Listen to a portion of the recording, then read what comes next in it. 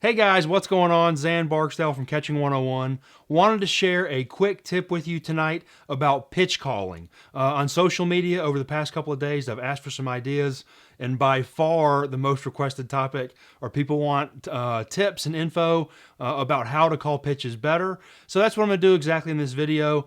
And I'm going to talk about one topic in particular and one thing that I shared at CatcherCon this previous year that I think is a must that any catcher must do who wants to call their own game.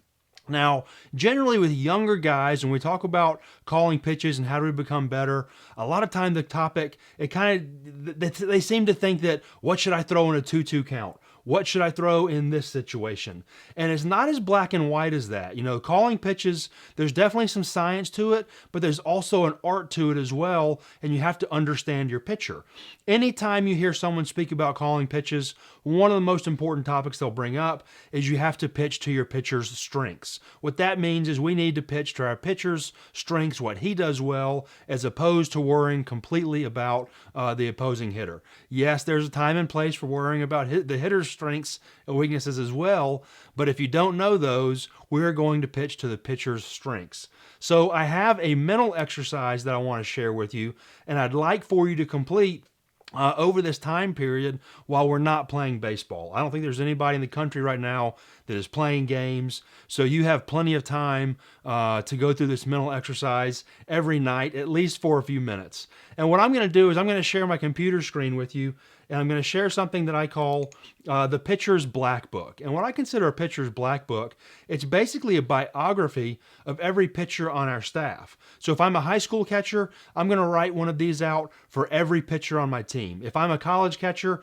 I'm going to write one of these out for every pitcher that I'm going to have to work with, whether they be a starter or a bullpen, every pitcher who I might catch. And what I'm going to do is I'm going to have a biography of information that I can reference and update from time to time.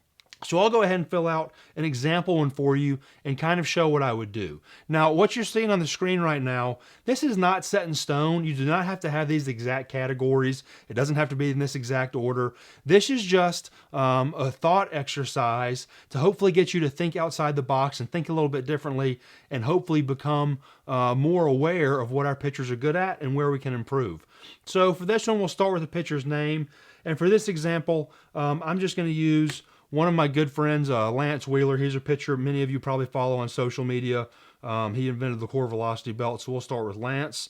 And I'm going to go ahead and apologize in advance. I don't talk and type at the same time very well, so just bear with me. So we're going to start with Lance.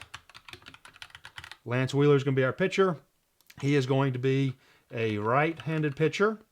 And this is where I would list his pitches, okay? So we're going to say 4-seam, fastball. He's also got a 2-seam fastball. He throws a curveball. He's working on a slider, we'll say. It's not necessarily completely developed yet, but we'll say he has a slider. He's also got a changeup. We'll go into a little bit more detail about these as we get down. We'll just have the list of all the pitches he throws. Then what are his strengths? So I'm going to say my buddy Lance, he has great command and control of his fastball. He's got a really good curveball. Curveball is his best off-speed pitch.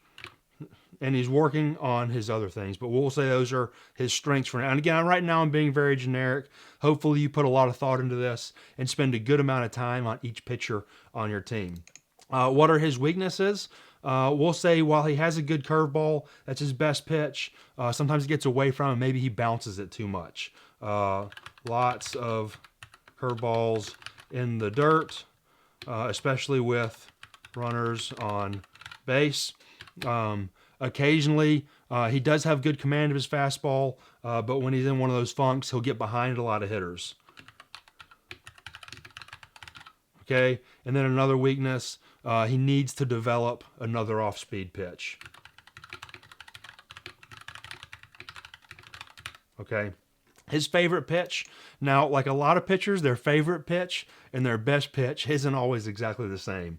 So he's been working on his slider lately. He's loving this thing because he just picked it up. He just had a teammate show him a new grip.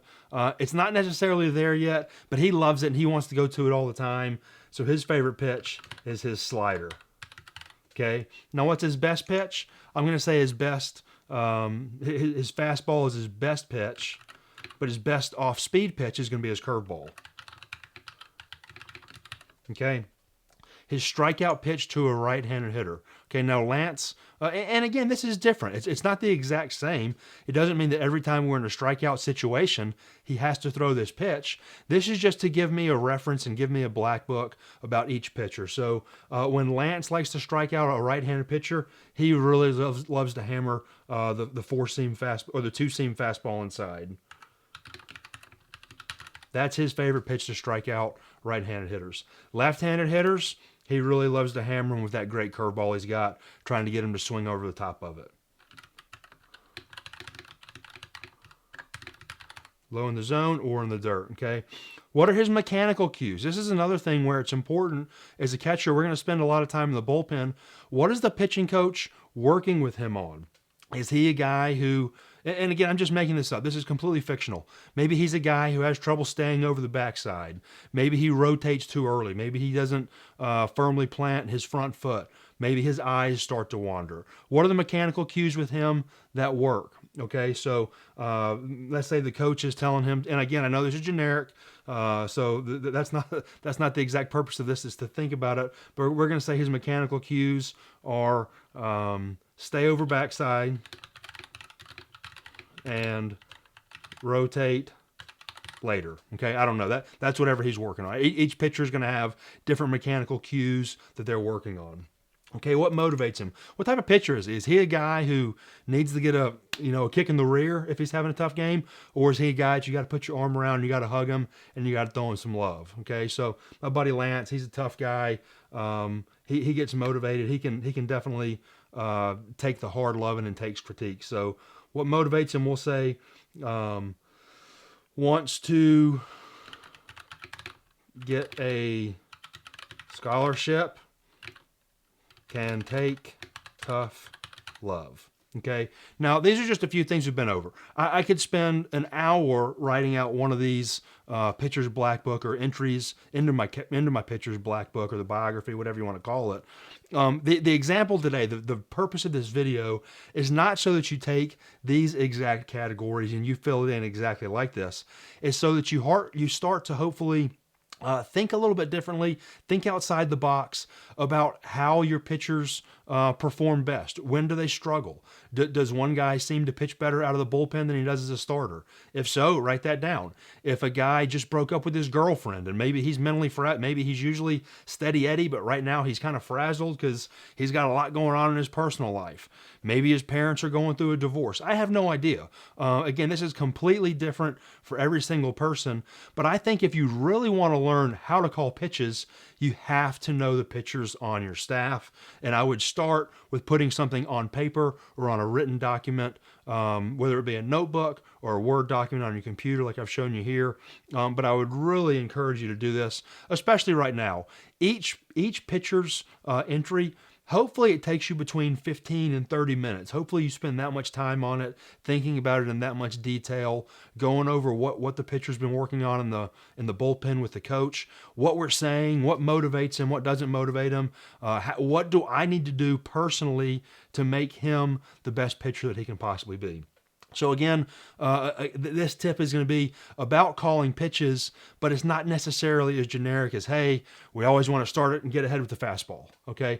A lot of guys are different. Each situation is different. I think for us to be a great pitch caller, what we have to do is we really have to understand where our pitchers struggle and also where they succeed. So hopefully you enjoyed today's tip. If you did, please hit the like button, leave a comment below, let me know what you thought, and I definitely appreciate it.